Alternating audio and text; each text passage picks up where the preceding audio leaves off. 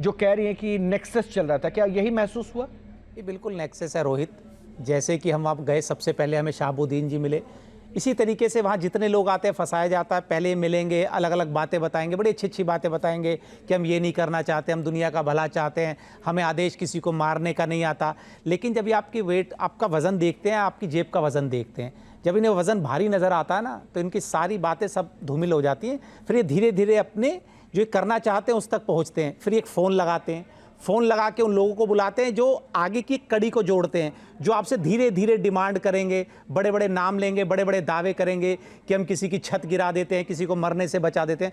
फिर ये धीरे धीरे धीरे आपकी जेब तक पहुंचेंगे, फिर आपसे पैसों की डिमांड करेंगे, आपको मानसिक रूप से भी उत्पीड़न देंगे, आपको शारीरिक रूप से भी देंगे और आर्थिक रूप से भी देंगे। ये पूरा का पूरा, बिल्कुल यतीमा ने बिल्कुल सही कहा, ये पूरा का पूरा एक नेक्सस है जो गरीब के साथ साथ पढ़े लिखे लोगों को भी बेवकूफ़ बना रहा है। ठीक है, मैं इसको अब थोड़ा सा आगे लेके चल रहा हूँ। मैं एक बात बड़ा स्पष्ट कर दूं कि जिस तस्वीर को भी आप देख रहे हैं और जो यहाँ पर सौदा करते हुए धर्म की आड़ में सुपारी लेने का काम कर रहे हैं कि किसी को किस तरह से हरा सकते हैं, पैर तोड़ सकते हैं, बीमार कर सकते हैं, ख़त्म कर सकते हैं, इनसे मोहम्मद शहाबुद्दीन से हमारी टीम लगातार जुड़ने की कोशिश कर रही है। हालांकि उस बात को वो नकारते रहे, लेकिन तस्वीरों को शायद अभी वो न्यूज़ नेशन पर देखकर अभी खुद अपने बचने का रास्ता देख रहे होंगे, क्योंकि उनको ये बात भी संदेश में स्पष्ट कर दूं।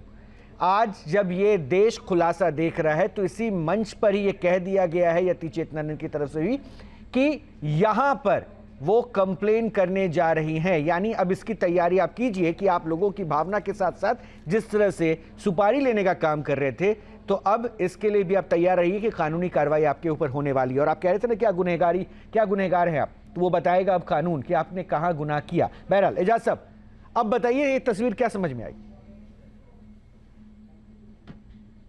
बताइए क्या समझ में? हाँ देखिए, मैं जो कह रहा हूँ कि ये जिस तरह का मैं देख रहा हूँ अब तक के लगभग 1 घंटा हो गया, और जिस तरीके से ये मज़हब के नाम पर और जिस तरीके से लोगों को गुमराह कर रहे हैं, ये मज़हब इस्लाम में कहीं इसको जगह नहीं है, कहीं पर भी।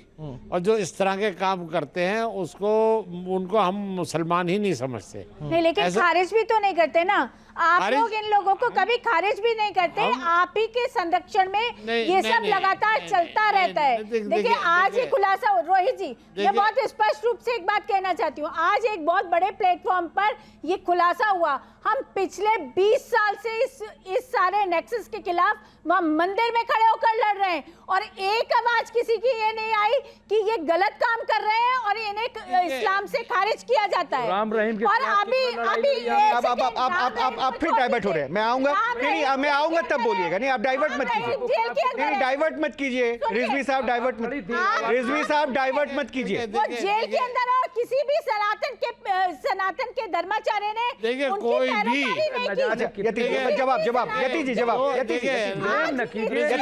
लेते अफजल साहब से जवाब लेते हैं। यति जी जवाब लेते हैं, यति जी जवाब लेते हैं। अफजल साहब, रजवी साहब, यति जी, यहाँ